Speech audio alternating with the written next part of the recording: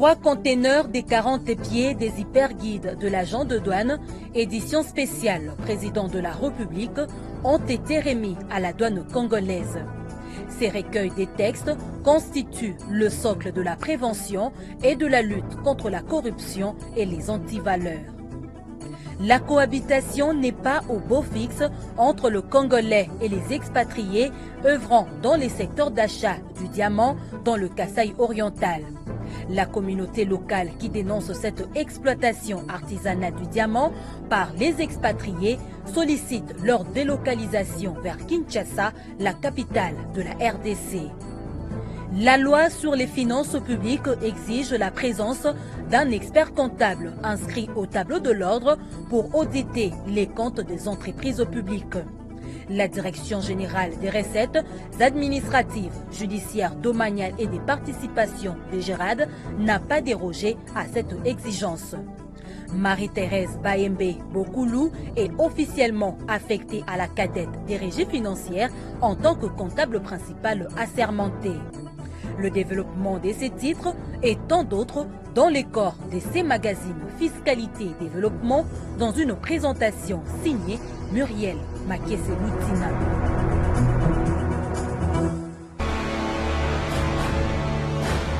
Agence Galaxy Media, la passion de développer la RDC. Votre fidélité au magazine Fiscalité et Développement nous honore, Madame, Monsieur, bienvenue. La cohabitation n'est pas au beau fixe entre les Congolais et les expatriés œuvrant dans les secteurs d'achat du diamant dans les Kasaï oriental. Réunis au sein du Conseil provincial des diamantaires, CPD, la population kassaïenne dénonce l'exploitation artisanale du diamant par les expatriés et sollicite leur délocalisation vers Kinshasa, la capitale de la RDC. Les détails avec Emery Kazadi-Chibangu, notre correspondant permanent au Kasaï oriental.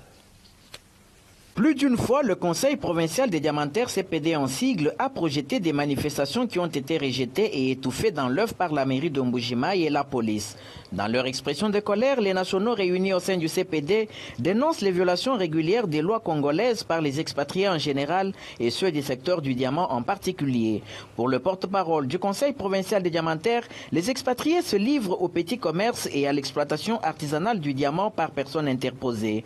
Maître Douglas Mpulumba estime que ces activités sont des prérogatives reconnues exclusivement aux Congolais. Exprimer notre indignation par le simple fait que l'article 35 alinéa D de la Constitution confère aux seuls Congolais les prérogatives liées à l'exercice du petit commerce. Et curieusement, ici au Kasaï oriental, principalement à Mbujimayi, nous avons constaté que les expatriés se livrent à l'exploitation artisanale du diamant par des personnes interposées. Nous avons toutes les preuves tangibles. Il y a eu quelques jours ou quelques mois, il y a eu, nous pouvons dire plusieurs années, où nous avons dénoncé ces actes barbares-là auprès de l'administration publique et tout cela est resté comme étant une lettre morte. Nous ne sommes pas contre les expatriés de manière générale. Si les expatriés veulent jouir des avantages liés aux substances minérales, qu'ils investissent dans l'exploitation industrielle des substances minérales et principalement ici les diamants de la production industrielle. Poursuivant, le porte-parole du CPD appelle les autorités congolaises et particulièrement le président de la République à s'impliquer dans la résolution de ces différends en délocalisant leur comptoir d'achat de diamants vers Kinshasa. C'est l'unique façon d'éviter la tricherie de la part des expatriés par leur présence dans les zones d'exploitation du diamant en vue de créer des millionnaires congolais dans ce secteur comme voulu par le numéro 1 congolais. Dans cette province ici, il y a l'exploitation artisanale du diamant et l'exploitation industrielle. L'exploitation artisanale du diamant, c'est un avantage qui revient aux nationaux et pas aux expatriés.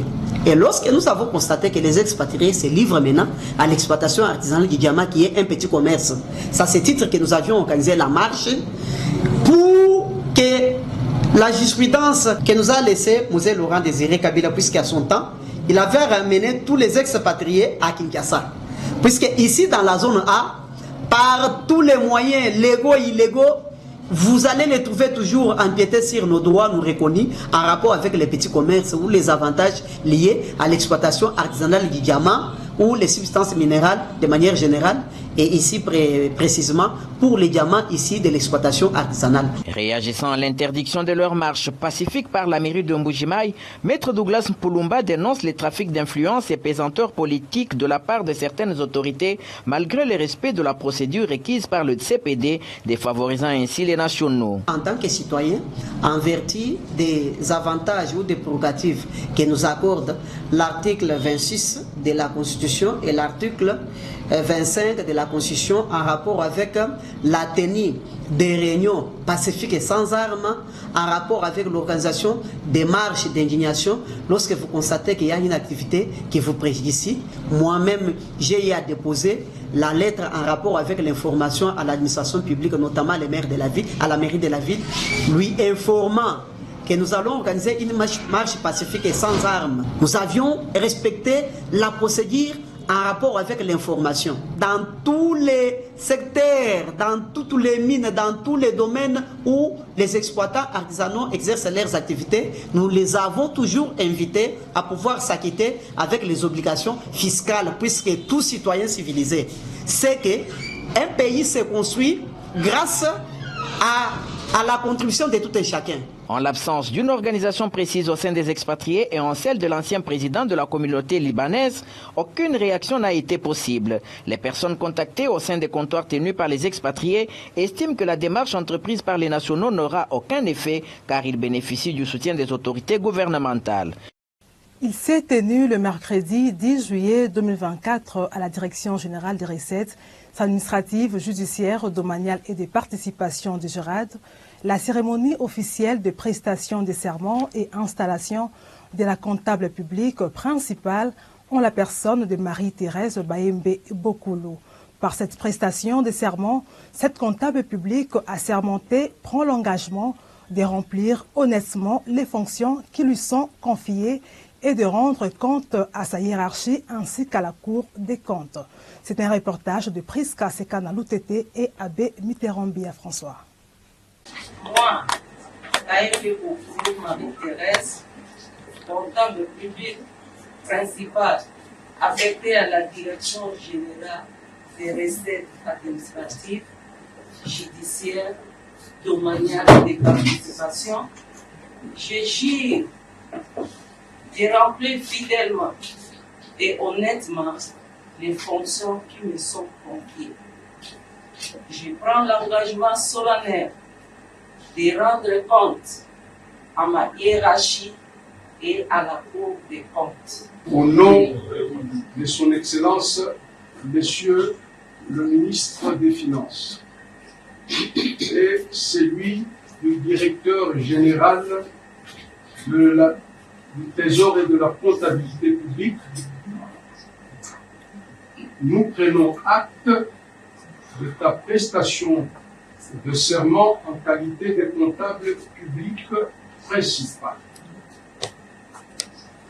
Nous vous félicitons pour cela.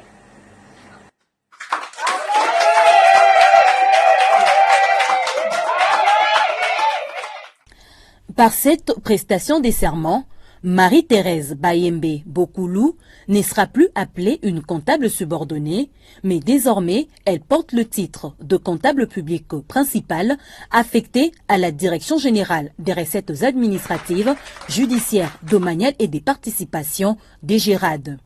Cette cérémonie d'installation et des prestations des serments s'est déroulée devant la directrice générale adjointe de la DGRAD en charge des finances et administration, Christine Epoulouké, les inspecteurs du Trésor, les cadres et agents de cette régie financière et la famille biologique.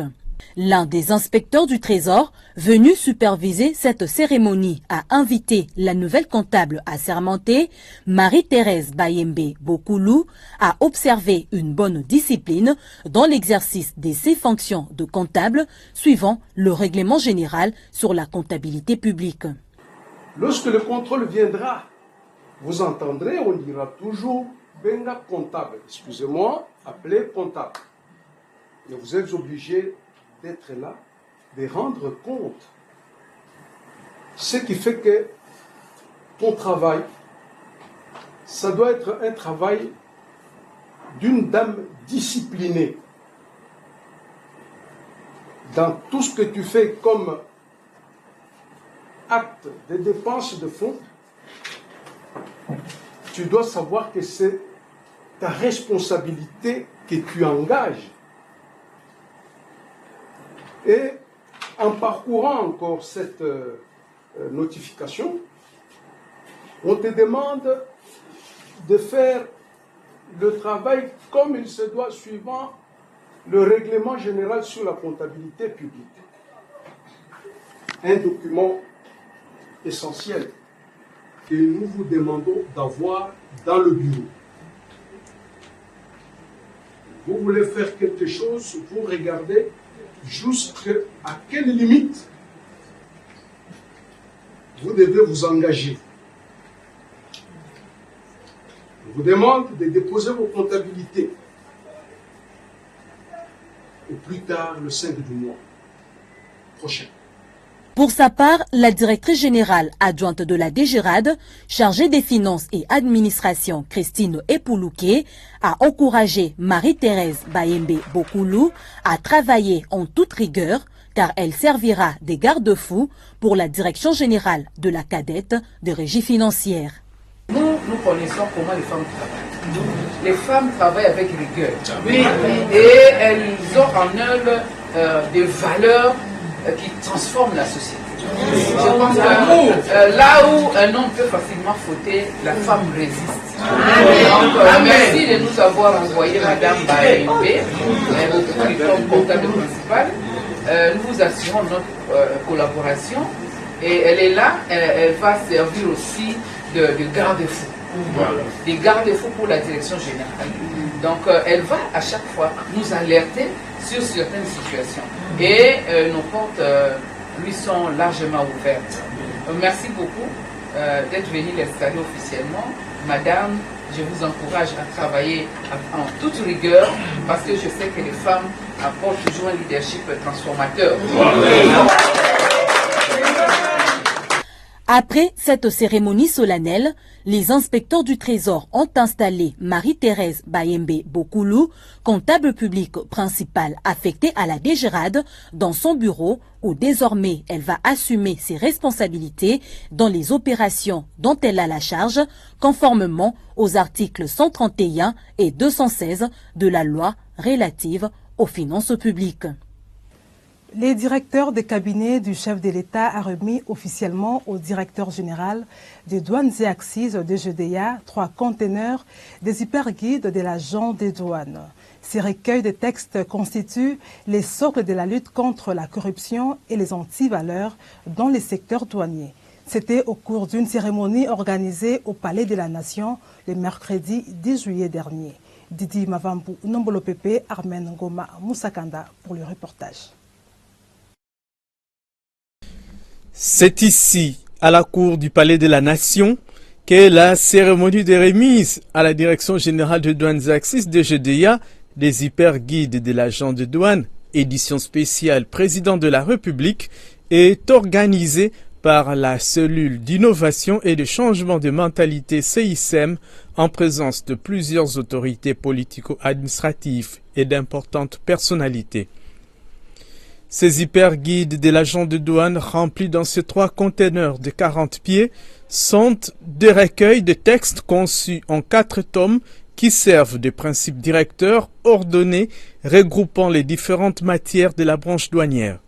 Pour la vice-ministre des Finances, Onej Ntsele, la haute direction douanière devra s'atteler au déploiement en province et à la vulgarisation de ces manuels. Par cette occasion, j'encourage donc la DGDA à poursuivre et à intensifier le déploiement ainsi que la vulgarisation de ce cahier spécial dans les autres provinces douanières afin que chacun s'approprie de son contenu et le mette en application en vue d'une meilleure gouvernance. Prévention et lutte contre la corruption et les antivaleurs dans les milieux douaniers, c'est l'objectif visé en produisant ces hyperguides à l'attention de l'agent de douane. Patriotisme, intégrité, transparence, professionnalisme et civisme, voilà autant de valeurs que doivent refléter les douaniers congolais. Le directeur de cabinet du président de la République, Anthony Nkinzo Kamole, a estimé que les hyperguides de l'agent de douane est une sorte de boussole devant conduire les douaniers vers la bonne gouvernance. Cette campagne, aujourd'hui, que je lance au nom du président de la République, chef de l'État et commandant suprême, est un appel au changement de mentalité. Une invitation à l'armement moral du douanier afin de l'encourager à être davantage un agent du changement dans son secteur et de mobilisation accrue de recettes publiques pour le bien commun. En souhaitant plein succès à cette campagne, j'exhorte donc les cadres et agents de la Direction générale des douanes et accises, bénéficiaires de ces précieux outils, à s'impliquer davantage et à s'approprier pleinement leur utilisation, car la réussite de cette initiative est une importance capitale pour la République. Vient ainsi le moment crucial de la cérémonie. C'est la remise symbolique par le directeur de cabinet du président de la République des hyperguides de l'agent de douane, édition spéciale président de la République, au directeur général de la DGDA, Bernard Kabese Moussangu. 26 000 manuels au total sont remis à la douane congolaise. C'est avec honneur et privilège que je reçois ce jour au nom de la Direction générale des douanes et accises et en mon nom personnel cet hyperguide de l'agent de douane, cahier spécial du chef de l'État. Je crois que tous les discours ont été dits et bien dits. Je voudrais avant toute chose remercier, hommage et déférence à son Excellence Monsieur le Président de la République, chef de l'État, pour avoir permis que cette cérémonie puisse avoir lieu en ce haut lieu de la République, chargé de mémoire et chargé d'histoire. Le symbole n'est pas peu. Et donc je voudrais prendre solennellement la mesure de la responsabilité qui nous incombe pour pouvoir en interne vulgariser cet hyperguide. Je ne reviens pas sur les détails de tout ce qui a été dit, mais je crois que les mots forts qui ont été évoqués, vous avez parlé de la bonne gouvernance. Et je retiens l'armement moral aussi.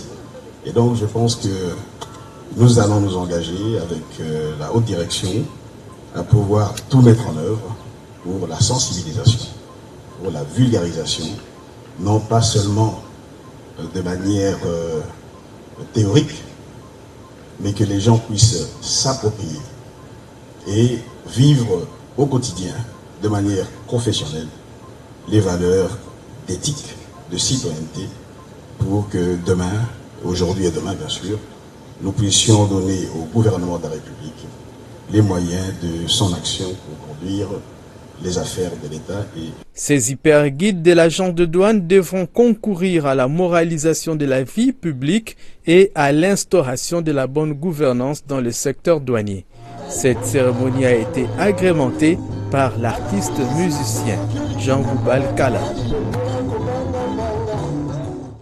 L'Ordre national des experts comptables ONEC RDC a organisé du jeudi 11 au vendredi 12 juillet 2024 son premier congrès des experts comptables à Kinshasa sous le thème « La RDC face au défi de la transparence financière ».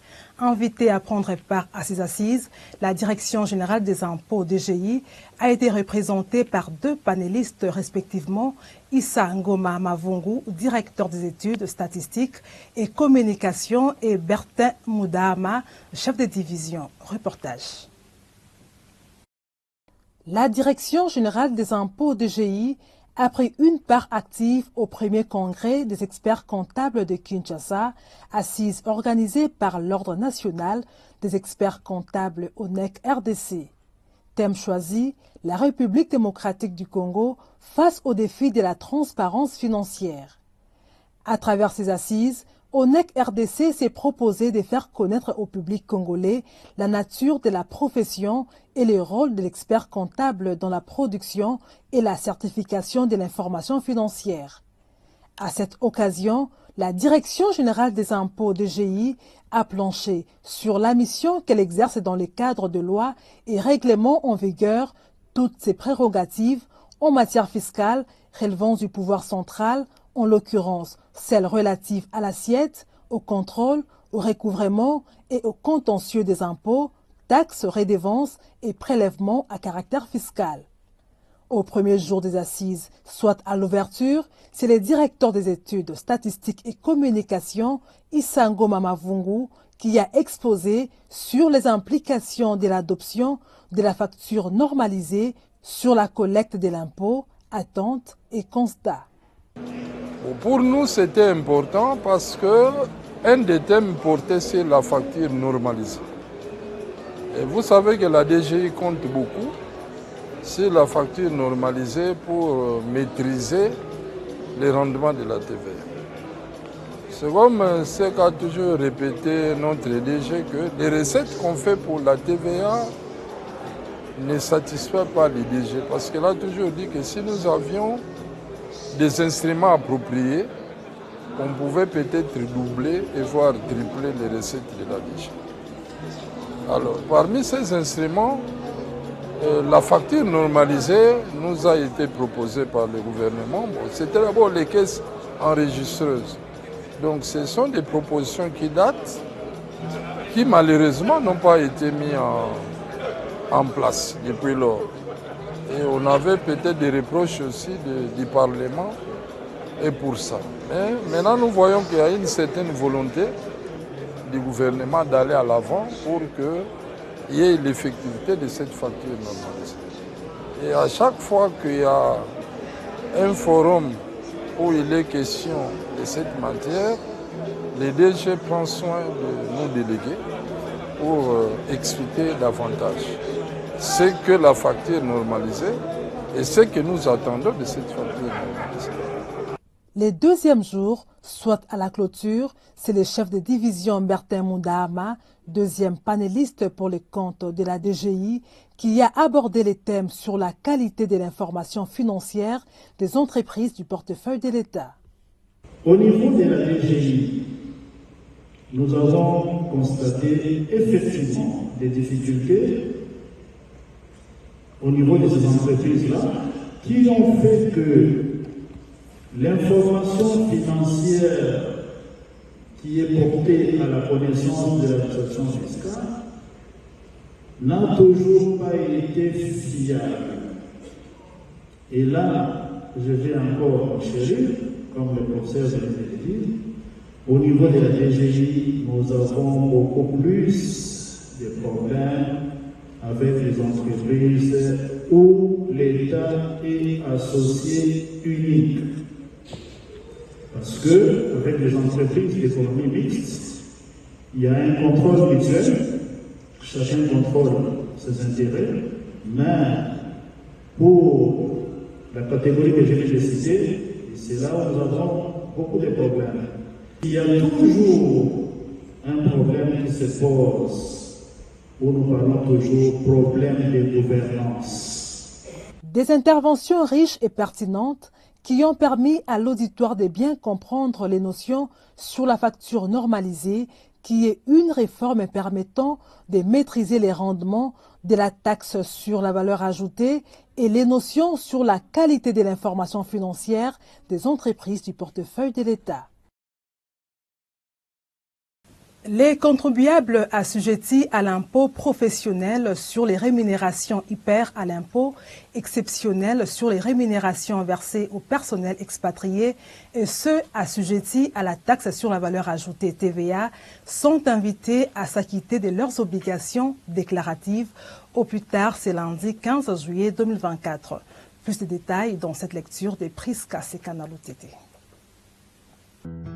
La Direction générale des impôts rappelle à tous les contribuables assujettis à l'impôt professionnel sur les rémunérations hyper, à l'impôt exceptionnel sur les rémunérations versées au personnel expatrié IR et à la taxe sur la valeur ajoutée TVA que l'échéance de souscription des déclarations afférentes au mois de juin 2024 intervient ce lundi 15 juillet 2024. Aussi sont-ils invités à s'acquitter de leurs obligations déclaratives et de paiement à la date précitée. Passé ces délais, il sera procédé à l'application des pénalités fiscales conformément à la loi. Par ailleurs, L'attention des dits contribuables est attirée sur le fait que les compensations sont interdites conformément à l'article 3 de la loi des finances numéro 23/056 du 10 décembre 2023 pour l'exercice 2024. Conformément au communiqué du 29 décembre 2020 de son Excellence Monsieur le ministre des Finances portant utilisation obligatoire du logiciel ISIS-Régie et au décret numéro 007/2002 du 2 février 2002 relatif au mode de paiement des dettes envers l'État tel que modifié et complété par le décret numéro 20/019 du 21 août 2020 et ses mesures d'exécution, les contribuables assujettis aux impôts ci-haut indiqués sont invités à télécharger leur déclaration fiscale sécurisée sur le site web de la DGI à l'adresse www.dgi.gouv.cd. Les contribuables ayant suivi la formation sur la télédéclaration sont invités à bien vouloir utiliser cette procédure lors de cette échéance. En application des dispositions de l'article 3 de la loi numéro 004/2003 du 13 mars 2003 portant réforme de procédure fiscale telle que modifiée et complétée à ce jour, les contribuables concernés sont invités à privilégier la transmission par voie électronique en format PDF de leur déclaration aux adresses électroniques suivantes selon les cas.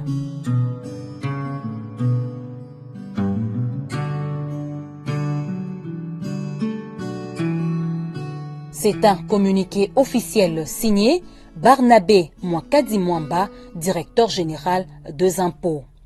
Les comités de pilotage et d'orientation de la réforme des finances publiques COREF, en collaboration avec les projets du recouvrement des recettes et de la gestion des dépenses en RDC encore, a organisé les lundis 8 et mardi 9 juillet 2024 les séminaires d'orientation budgétaire exercice 2025. Objectif: analyser et améliorer le cadre budgétaire à moyen terme 2025-2027, conformément à l'article 13 de la loi des finances telle que modifiée à ce jour. Les travaux se sont inscrits dans le cadre de la transparence des finances publiques et de la participation citoyenne. Suivez. C'est le ministre d'État, ministre du Budget, Aimé Boji Sangara, qui a ouvert ces travaux, lesquels travaux constituent un cadre de concertation et de discussions qui réunit autour d'une table les membres de commissions économiques et financières de 2 chambres du Parlement, les experts du gouvernement, les acteurs de la société civile ainsi que le partenaire technique et financier. Analyser et améliorer les cadres budgétaires à moyen terme CBMT 2025-2027. En effet, conformément à l'article 13 de la loi des finances publiques, tel que modifié à ce jour, les cadres budgétaires à moyen terme contient la prévision sur 3 ans de l'évolution de l'ensemble des dépenses et recettes du pouvoir central, des provinces et des entités territoriales décentralisées. Il s'agit donc d'un document fédérateur de loi des finances annuelles qui permet au gouvernement de traduire en chiffres son programme d'action en assurant la mise en œuvre publique. Dans le cadre de la poursuite des investissements dans les secteurs porteurs de croissance, la programmation budgétaire des 3 prochaines années accorde l'attention particulière au secteur des infrastructures et des transports. Les consultations prébudgétaires qui se tiennent à partir de ce jour s'inscrivent dans le cadre de la transparence des finances publiques et de la participation citoyenne, critères sur lesquels la République démocratique du Congo est classée parmi les pays les mieux cotés en Afrique. Le cadre budgétaire à moyen terme 2025-2027, soumis à l'analyse ce jour, revêt un caractère particulier, étant donné qu'il doit renfermer une trajectoire susceptible d'assurer la mise en œuvre du programme d'action du gouvernement, chiffré à hauteur de 277 1066 milliards de francs congolais, soit 93 milliards de dollars américains. Il se fixe comme objectif de prendre en compte l'orientation de la politique budgétaire envisagée dans le dit programme et les principales actions des politiques sectorielles qui en découlent. À cet effet, dans le cadre du pilier 1 du programme d'action du gouvernement, une attention soutenue devra être accordée au secteur de l'entrepreneuriat en vue de permettre la création et le développement des petites et moyennes entreprises par des politiques de soutien et des programmes d'accompagnement. Dans ces secteurs, l'objectif poursuivi est de promouvoir et améliorer l'environnement des affaires pour assurer la création des millions d'emplois et favoriser l'émergence de la classe moyenne. Il en est de même pour les secteurs de l'industrie, en vue de doter le pays d'un tissu industriel et commercial dynamique, compétitif et responsable en matière d'environnement et de développement durable. 5 thèmes ont été débattus durant les travaux d'orientation budgétaire, entre autres.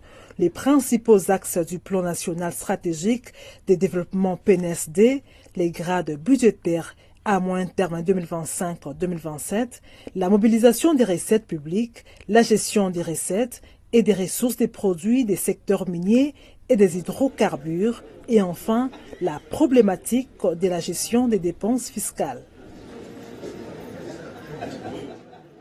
Il se tient du 11 au 24 juillet 2024 à l'École nationale de finances les conférences de performance exercice 2025, des assises organisées par le ministère du Budget grâce à l'appui financier de la Banque mondiale à travers les projets d'amélioration et du recouvrement des recettes en RDC encore, sous la coordination du Comité de pilotage et d'orientation de la réforme des finances publiques, COREF. Reportage de Jocelyn Babalomba sur les images d'Étienne Kumba.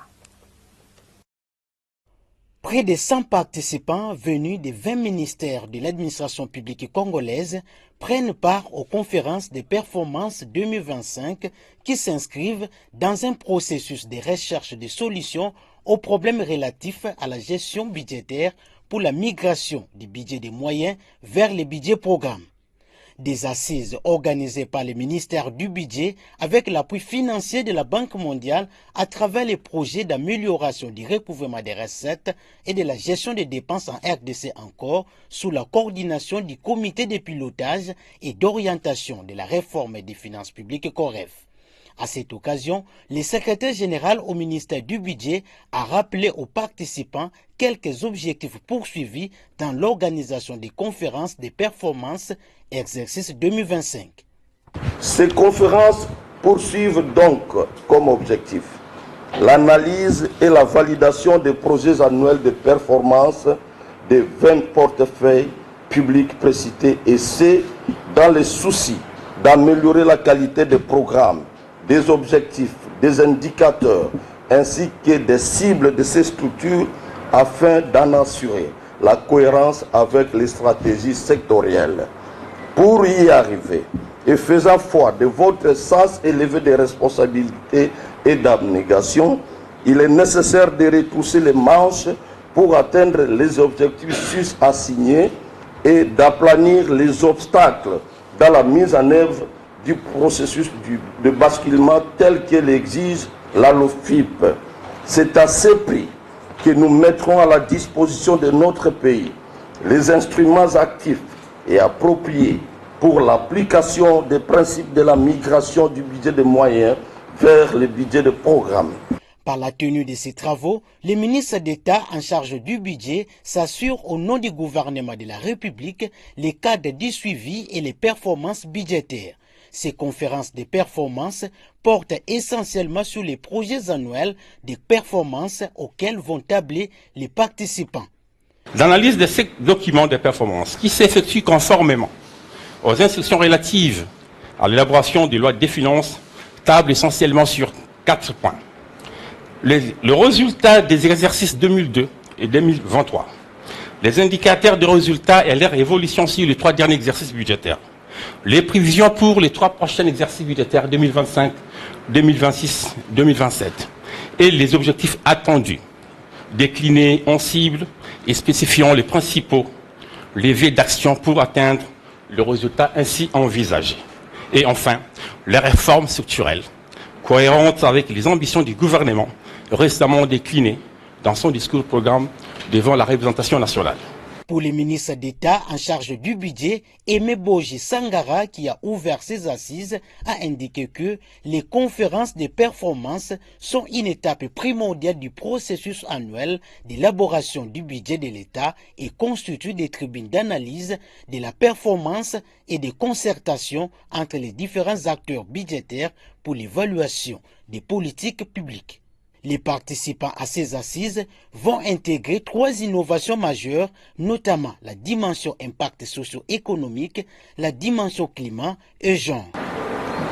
Au cours de ces conférences, il sera principalement question d'analyser la maquette programmatique et les cadres de performance, c'est-à-dire les objectifs stratégiques, les indicateurs de performance et les valeurs cibles des programmes budgétaires des ministères subventionnés en vue d'améliorer la qualité des projets annuels de performance.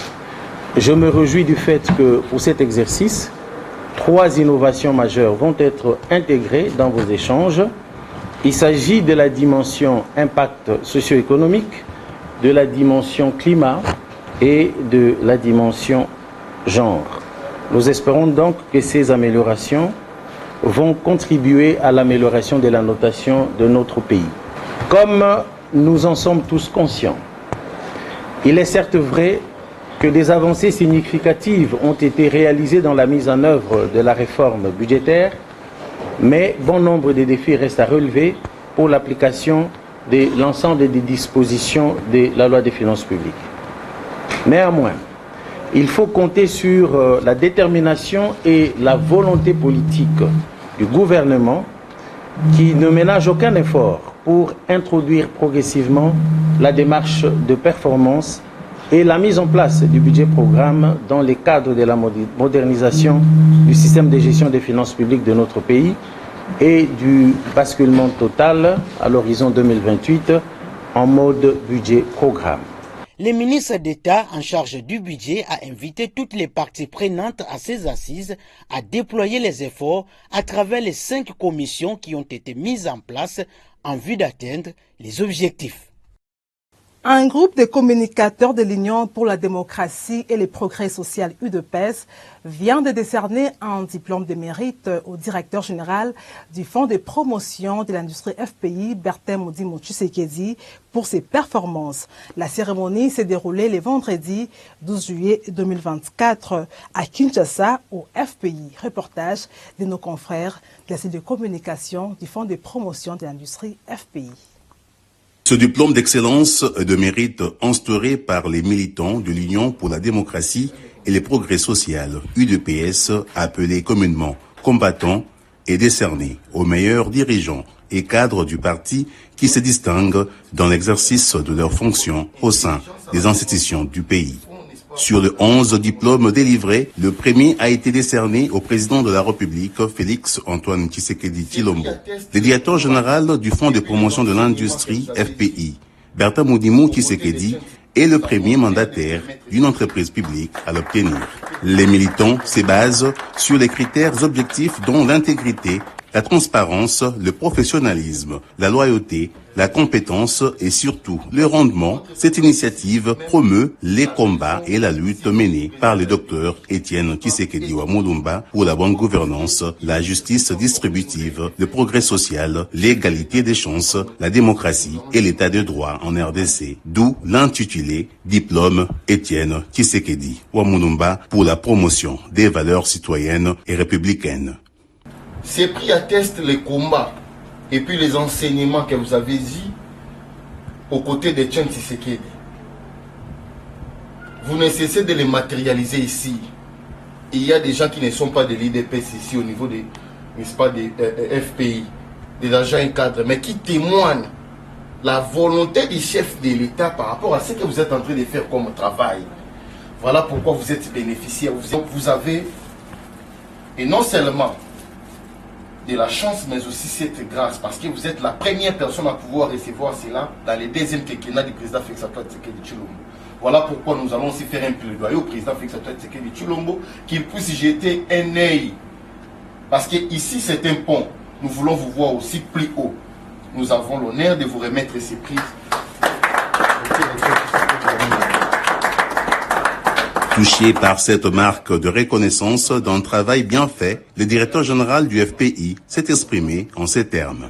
Je suis personnellement très content, très ému pour les gestes que vous venez de poser à ma modeste personne.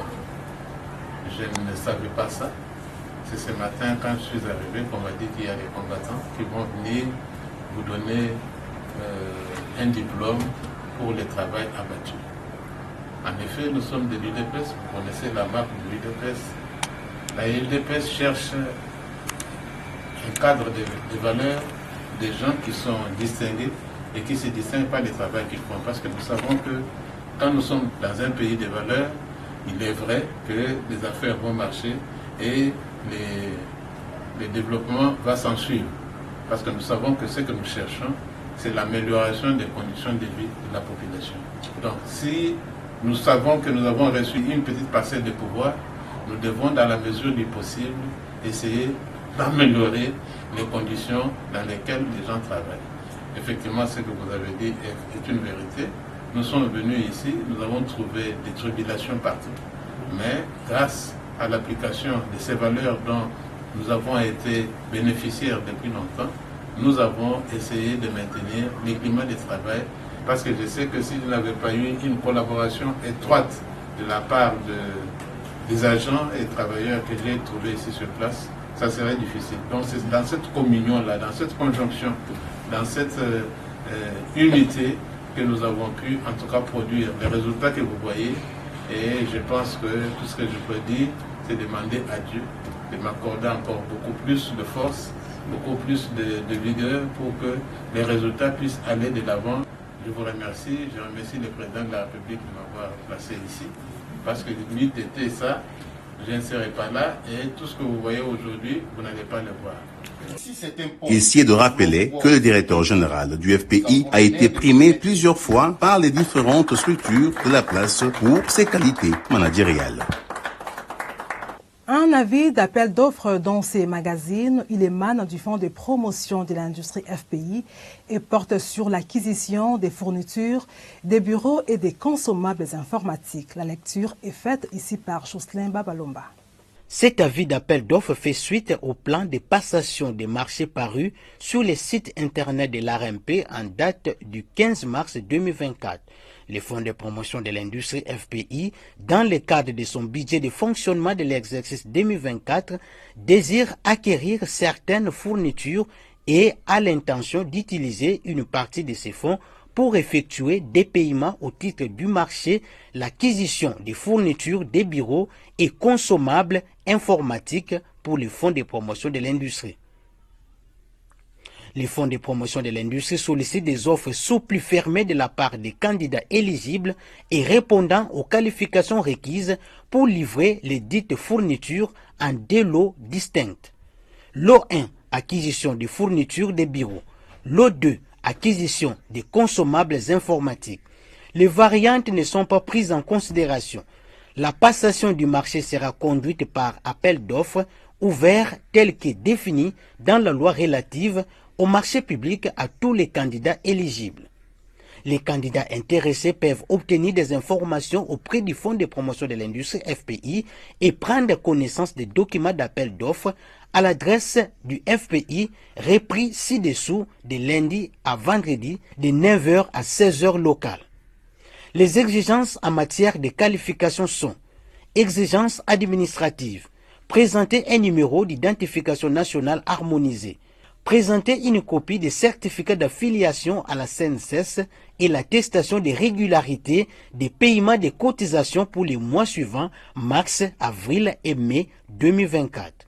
Présenter un numéro d'immatriculation au nouveau registre des commerces et des crédits mobiliers. Fournir l'attestation des situations fiscales en cours de validité signée conjointement entre la Direction générale des impôts et la Direction générale des douanes et accises ne représentant pas un solde débiteur. Présenter une attestation de régularité de cotisation à l'Office national d'emploi, joindre à l'offre la preuve de son existence légale, statut notarié ou acte constitutif, objet social conforme à la spécification du marché. Exigences financières. Les candidats doivent fournir la preuve écrite qu'il satisfait aux exigences ci-après. Présenter les états financiers certifiés par un expert comptable agréé à l'ONEC des exercices 2023, 2022 et 2021. Présenter les chiffres d'affaires annuels moyens certifiés un expert comptable des années 2023, 2022 et 2021 qui soit égal ou supérieur au montant de l'offre par lot. Ne pas être en état de faillite. Exigences techniques et expérience. Justifier d'une expérience satisfaisante d'au moins 3 marchés similaires au cours des 3 dernières années 2023, 2022 et 2021 de façon satisfaisante, référence dans les réalisations similaires, liste des références générales de l'entreprise, liste des références de l'entreprise pour les prestations similaires, PV de réception des fournitures similaires réalisées, ainsi que les copies des premières et dernières pages des contrats. Les fournitures doivent être conformes aux spécifications techniques indiquées dans le présent dossier d'appel d'offres et en termes de provenance, qualité, exigences, garantie, documentation, destination et performance. Les candidats intéressés peuvent obtenir les dossiers d'appel d'offres complets en formulant une demande écrite à l'adresse mentionnée ci-après, 4 avenue Lokele, Kinshasa Gombe RDC, téléphone 243 81 69 05 362, 243 81 50 30 151, 243 81 44 24 530, email fpi.offre@gmail.com contre un paiement non remboursable de $500 américains ou l'équivalent en francs congolais au taux du jour. Les offres doivent être soumises à l'adresse ci-après, au plus tard, le vendredi 2 août 2024 à 15h locales. Les offres remises en retard ne seront pas acceptées. Les offres seront ouvertes en présence des représentants des candidats présents à la séance d'ouverture qui aura lieu à la même adresse le vendredi 2 août 2024 à 15h30 heure locale. Les offres doivent comprendre une garantie bancaire d'offres d'un montant équivalent à 1% du montant de chaque lot, valide pour une période de 30 jours de plus que la validité des offres. Les offres devront demeurer valides pendant une durée de 90 jours calendaires à compter de la date limite de soumission. Personne responsable des marchés, Moudimu Tshisekedi Bertin, directeur général du Fonds de promotion de l'industrie. La société Plantation et Huileries du Congo, PHC, est la plus grande firme agroalimentaire de la RDC en termes du capital humain et de production. Dirigée de main de maître par sa directrice générale, Monique Jusquez, cette société compte plus de 10 000 travailleurs directs et en 3 ans de gestion, la production d'huile de palme est passée de 45 000 tonnes par an en 2020 à 80 000 tonnes en 2023 et se propose de produire 100 000 tonnes d'huile de palme par an en 2025. PHC a donc réussi à produire 52 tonnes de semences améliorées de riz et de maïs qui ont été certifiées conformes par les SENACEM et mises à la disposition des agriculteurs congolais locaux pour une grande multiplication. Regardez.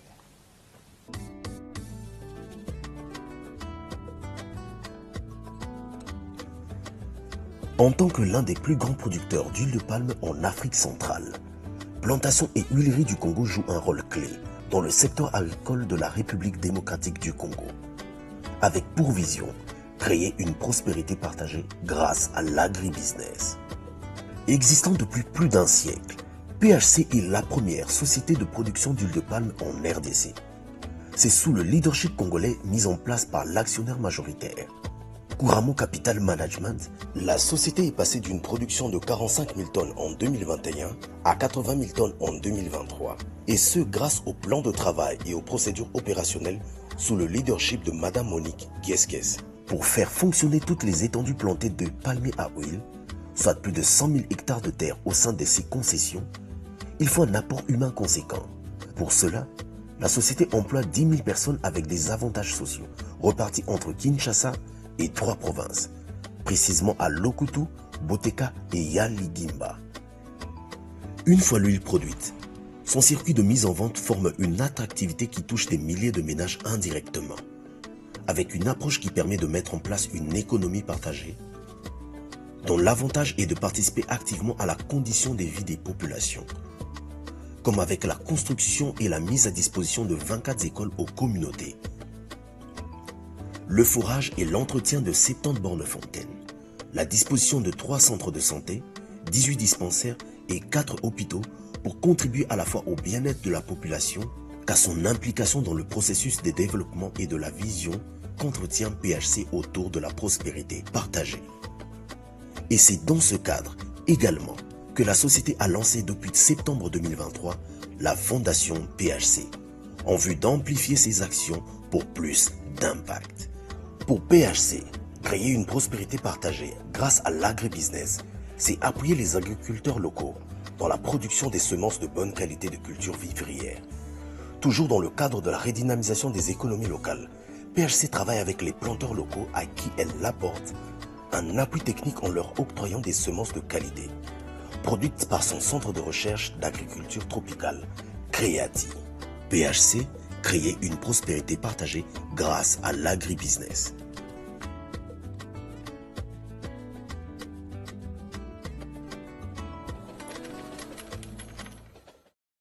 Madame, Messieurs, ces magazines Fiscalité et Développement est ainsi terminé. Quant à moi, je vous dis au revoir et on se retrouve très prochainement avec d'autres actualités économico-financières. Au revoir.